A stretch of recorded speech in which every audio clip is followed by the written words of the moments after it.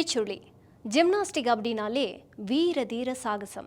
அதில் நம்ம இந்திய பெண்கள் ஒலிம்பிக்கிலேயே சிறப்பாக செயல்பட்டாங்க. ஆனால் அதை விட அதிகமாக வீர தீர சாகசம் நிறைந்த ஒன்று, சொல்லப்போனால் உயிரையே பணயம் வைக்கிற ஒரு விளையாட்டுன்னு கூட சொல்லாங்க. நம்ம தமிழ் பாரம்பரியத்தில் இருந்திருக்குங்க. அதை விளையாடினவங்க ஒரு பெண் என்று சொன்னால் எவ்வளோ ஆச்சரியமாக இருக்கும். அந்த பெண் யாரு, அந்த விளையாட்டு பெயர் என்ன, கண்டிப்பாக தெரிஞ்சுக்கணும் இல்லையா? இது பெண்களுக்கான கதை மட்டும் இல்லைங்க, பெண்களை போற்றும் ஆண்களும் அவசியம் தெரிஞ்சிருக்க வேண்டிய ஒரு கதை, நிஜ கதை. இந்த தமிழும் பக்தியும் நிகழ்ச்சியில் நாம் அனுபவிக்கக்கூடியது எல்லாமே நடந்த வரலாறுகள். இதை தெரிஞ்சுக்கிறதுனால ஒரு சிலராவது இப்படிப்பட்ட கலைகளில் முயற்சி செய்வோமே என்கின்ற எண்ணத்தை தூண்டுவதற்காகவே பாண்டிய மன்னனுடைய ராஜ்யசபை அப்போ கழக்கூத்தாடி பெண்மணி எவ்வளவு பெரிய மாபெரும் கலைஞனாக இருந்தாலும் சரி, கடைக்கூத்தாடிகள் அருகில் கூட வர முடியாது. நினைவில் வைத்துக் கொள்ளுங்கள், பாண்டிய மன்னன் ராஜ்யசபை கழக்கூத்தாடி அது ஒரு பெரிய குச்சி, அவ்வளோ உயரமாக நட்டு இருக்கும். அந்த குச்சியில் ஒரு பெண்மணி ஏறி அப்படியே அங்கேருந்து அவள் அப்படி கீழே வருவா, மேலே போவா. எப்போ மேலே போகிறா எப்போ கீழே வரா ஒன்றும் தெரியாது. நடுவில் இருந்து வித்தை காமிப்பா, குச்சி உச்சியிலிருந்து வித்தை காமிப்பா, கீழே இருந்து பட்டனை தட்டி விட்டா டிக்குன்னு மேலே போட்டு வருது.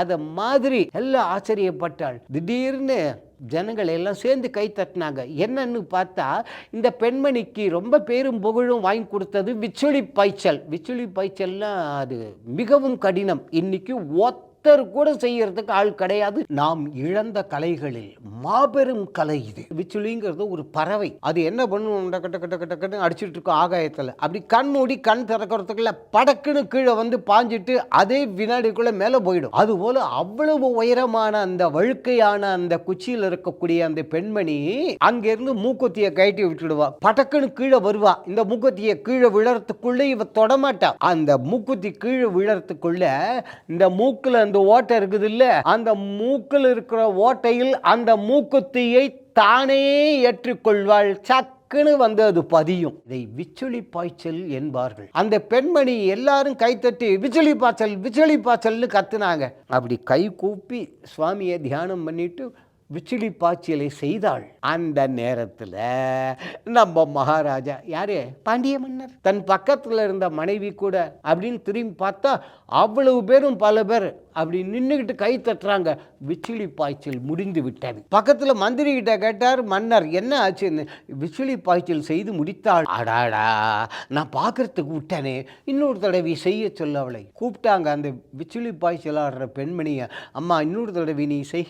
மன்னா, இன்னொரு தடவை நான் உடனே செய்தால் செத்து போய் விடுவேன், இறந்து போய் விடுவேன். இதை மறுமுறை நான் செய்ய வேண்டும் என்றால் 6 மாத காலம் மூச்சு பயிற்சி செய்ய வேண்டும். அதெல்லாம் எனக்கு தெரியாது, நீ செய்ய. அவ ஏறிட்டாயா மேலே. சொல்லும்போது மெய் செலுக்குது, நடுங்குது உடம்பு. இந்த புழல் கோட்டம்னு இன்னைக்கு சொல்கிறோம் பாருங்க, இங்கே இருந்தார் அயன்றை சடையன்னு பேர்.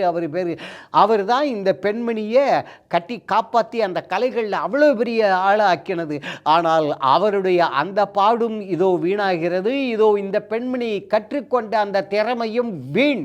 அந்த ஒரே ஒரு மன்னனால் உத்தரவு கொடுத்தாச்சு, என்ன பண்ணுறது. மேலே ஏறி பார்க்குறா, பறவைகள் பறக்கின்றன. பறவைகளை நீங்கள் எல்லா இடங்களிலும் பறக்கிறீர்கள், அது அந்த அயன்றை சடையன் புழல் கோட்டத்தில் இருக்கிறார்.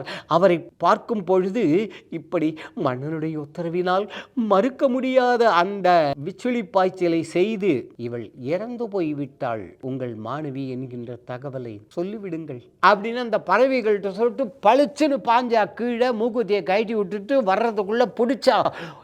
எல்லாம் தட்டினாங்க. இப்ப மகாராஜா பார்த்துட்டு அவரும் கை தட்டினார். ஆனால் இறந்து போய்விட்டாள். மகாராஜா அழுதான், நடிங்கனா, என்ன பண்றது. அவளை தானே ஒரு இடத்தில் புதைத்து மேடுகீடு கட்டி எல்லாம் பண்ண. அதுக்கப்புறம் என்ன பண்ணி என்ன பிரயோஜனம், கலை போச்சே. இதை தமிழில் தனிப்பாடல்கள் பாடல்களாகவே சொல்கின்றன. கற்றறிந்தவர்களுக்கும் திறமைசாலிகளுக்கும் நாம் மரியாதை கொடுப்போம். அப்பொழுதுதான் கலைகளும் வளரும், நாமும் வளருவோம், நாடும் வளரும்.